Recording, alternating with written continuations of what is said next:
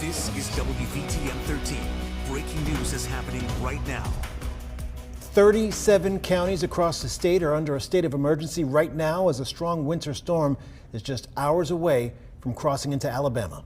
Thanks for joining us at 6. I'm Guy Rawlings. And I'm Sherry Falk. Communities across our area have been hard at work preparing for this weekend's winter weather.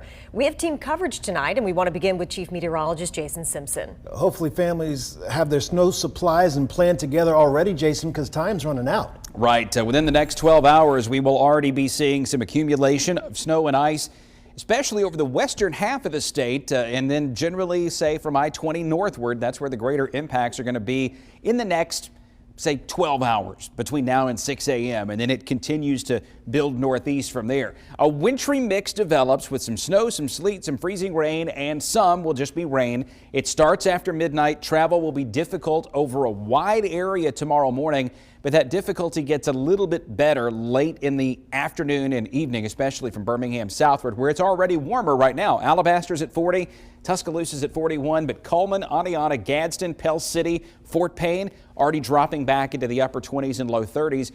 It was down close to 10 in some of those communities in northeast Alabama earlier this morning, so the ground is extremely cold, and now that the sun has set, it's just going to get colder yet again.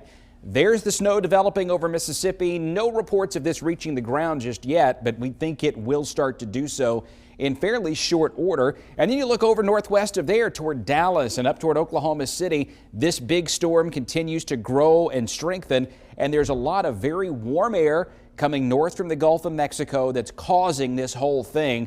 The freezing line is in pink, so as that warm air runs up and over the cold air in place, that's where our winter weather issues will come from. So this is at 7 o'clock in the morning. It's still freezing at about 5,000 feet above our head in the Birmingham metro area. So there's a good chance that is mostly sleet, if not some snow at that point. Greater amounts of sleet and snow will continue farther north, and even through the early afternoon, the potential of sleet and snow is greater to the north, whereas we change over to a rain down here closer to the Birmingham area and south of there. Now, as far as accumulation totals go, greater to the north, lesser to the south. The impacts that last through even Saturday and maybe even Sunday, greater to the north, lesser to the south. Everybody's going to get a little something early tomorrow morning, but as the rain comes in, it may help to at least help out the Birmingham metro through Tuscaloosa down to toward Chilton County southward. We'll keep an eye on that. Of course, we're going to give you all the timeline and everything you need to know coming up in the main weather forecast in just a few moments. Gladys?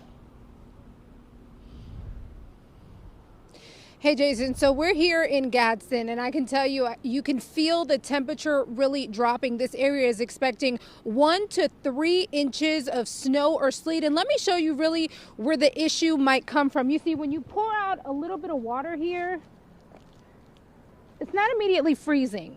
The ice, that ice is likely to stay frozen. So when you think about that in terms of snow, whatever falls on the ground is likely going to stay there, and that is going to be what causes the issue. That is why crews have been preparing for what tonight into tomorrow will look like. Let's show you guys some video that we got earlier today from the City of Gadsden Public Works.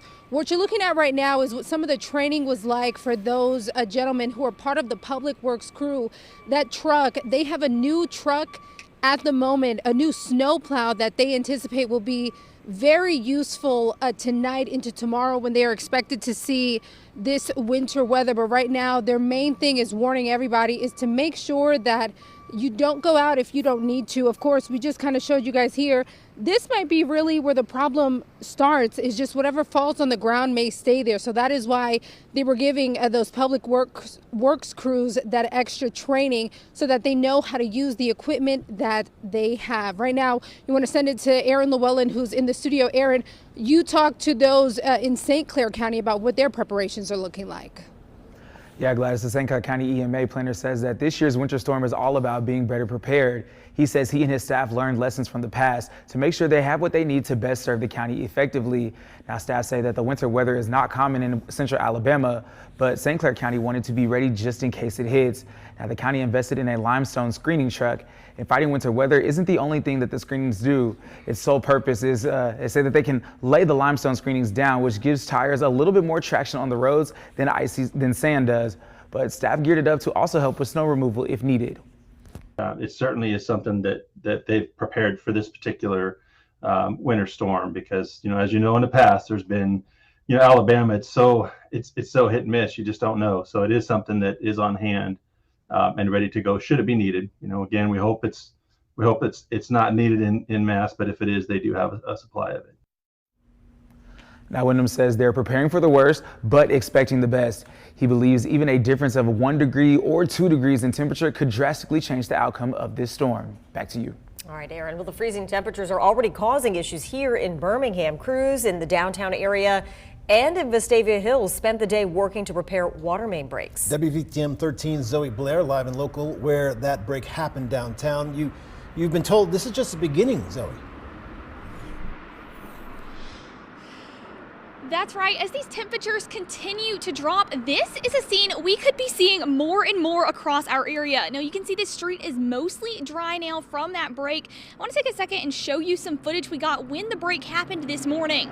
You can see the street was absolutely flooded, and it took crews most of the day to fix that pipe and get the water back on. Luckily, this was pretty isolated, and most of the businesses and apartments down here were not affected. Like I said, these breaks could be happening more and more as the temperatures drop while this storm hits. I spoke with the Birmingham Waterworks Board today to see how they're preparing for these freezing temperatures. Assistant General Manager Philip King tells me his team is ready for if and when another break could happen. Unfortunately, there's nothing we can do to control the weather. So as the temperature plummets, the risk of breakage is going to be there. But we are well equipped to handle those issues when they occur. We staggered our staffing levels so that we'll have people on call, on standby, ready to go throughout the night. So when those calls come in, we can react to them very quickly. Luckily, the pipe has been replaced and the water is back on here downtown, but this street behind me is still closed back there that I just showed you a few minutes ago. That's because of the weather conditions. It'll be next week before the city is able to repave that street and reopen it. Now, just because this break happened outside, it could also happen inside your home. For some last minute tips and tricks on how to keep your pipes from freezing, visit WVTM13.com. Live in Birmingham, Zoe Blair, WVTM 13. Zoe, thanks. Excuse me. No matter how much snow or ice we get, some folks will have to get out on the roads tomorrow regardless. WVTM 13's Lisa Crane has some tips on how to get you to where you need to go safely.